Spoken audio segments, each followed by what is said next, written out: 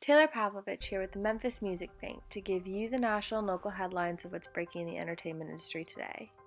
According to uprocks.com, the Migos lawsuit seems like another cautionary tale of music industry exploitation. 2 years ago, Breakfast Club personality DJ Envy reminded Migos members of a 2013 nightclub show they did for him for just $3,000. Quavo noted that he didn't remember the show. Quality Control Music co-founder Pierre P. Thomas clarified that the performance was an early occasion in which fellow founder Kevin Coach K. Lee was getting the group booked for promo. Breakfast Club co-host Charlemagne jokingly replied, "So K told y'all it was for free, but he took the $3,000. Everyone laughed and the conversation meandered without explanation. But after the trio's recent lawsuit alleging financial malpractice by their former lawyer, who's also a QC lawyer, that exchange isn't so funny in hindsight. There's trouble in paradise after the Migos suit, and Cardi B distancing herself from QC, who once acted as her management. Apparently, Migos are just the latest act who didn't realize they were in a bad deal until way after the ink was dry. Variety reported last week that Migos filed a lawsuit accusing their attorney Damian Granderson of professional malpractice and unjust enrichment. They're seeking, quote, millions of dollars in compensation from Granderson and his firm. The complaint alleges that Granderson saw the then teenagers as, quote, easy targets and didn't disclose that he represented their label QC, which was a, quote, glaring conflict of interest. The extensive lawsuit filed by their new attorney, Brian Friedman, claims Granderson, quote, abused his position of trust as Migos fiduciary from the moment he was retained as Migos lawyer, end quote, and locked them into a contract amendment that prevented them from, quote, ever being free of paying excessive compensation to QCM, from ever being signed to any other record label, and from ever obtaining negotiating leverage to secure reasonable terms in connection with the distribution of its musical recordings, end quote. Granderson helped the group negotiate its now expired 2014 distribution deal with 300 Entertainment, as well as an exit deal with 300 that allowed them to sign to Capitol Records in 2017.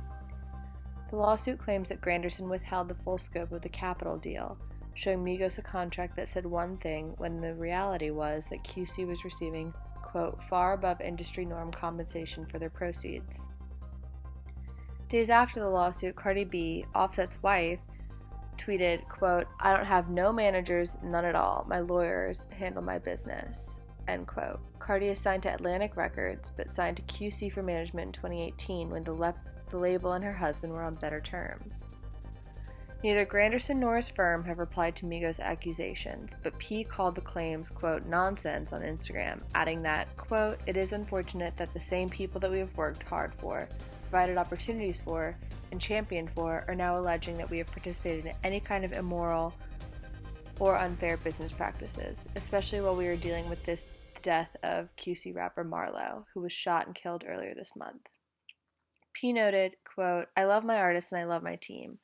Everyone has their own lawyers, but also said, quote, I understand in this business that you are not always going to end with the people you started with.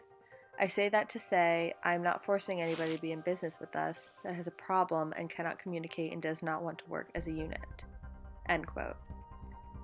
It looks like QC may be set to go on without their one-time flagship act. It was the group's initial run of high-profile singles leading up to the mammoth, quote, Bad and Bougie, that helped the label ascend from a local indie into the actualization of Billboard's 2015 commendation as, quote, the most important hip-hop label in America. By 2018, their roster of Migos, Lil Yachty, City Girls, Lil Baby, with proximity to Cardi B through management, was one of their most powerful crews in the game.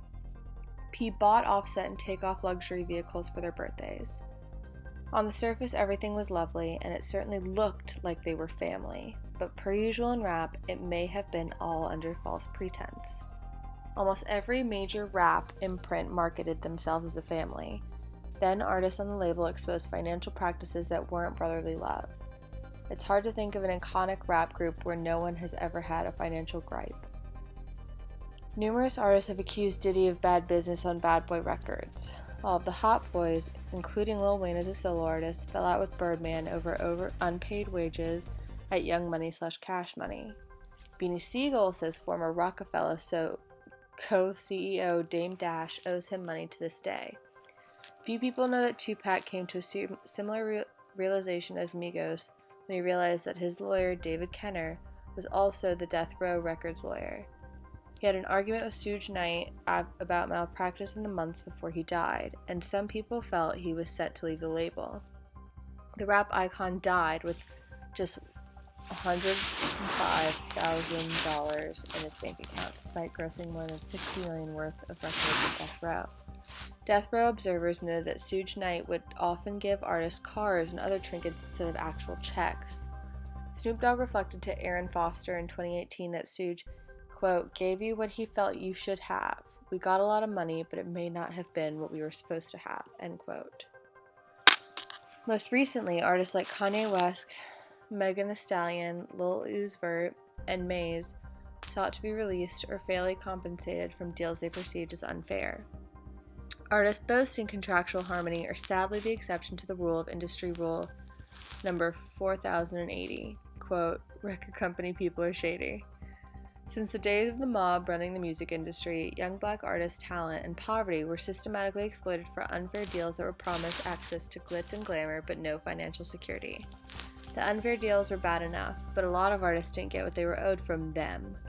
Now, instead of doo-wop and jazz singers, there are hordes of young black rap R&B acts being exploited by execs every day, including black people who can just be as predacious and deceptive as white label execs while feigning black solidarity.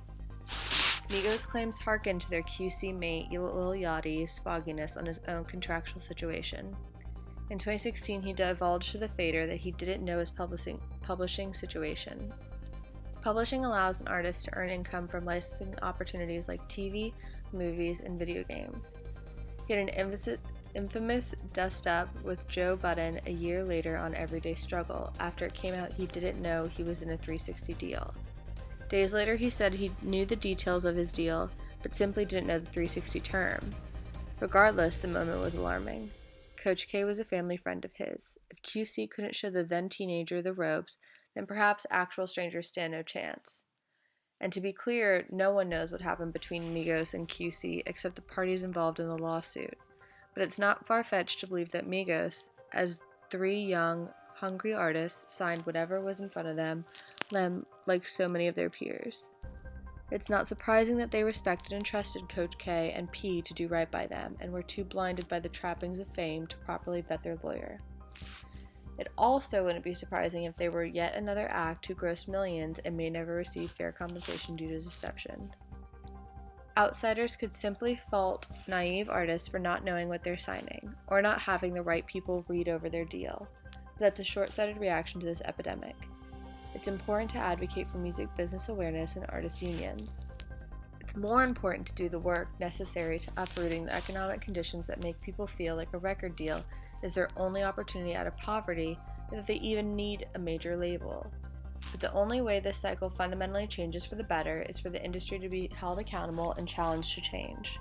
We shouldn't be fine with a business model where labels seek every penny they can get out of undereducated artists who are often in their teens or early 20s when signing. If that's, quote, just business, then that, quote, business needs to end.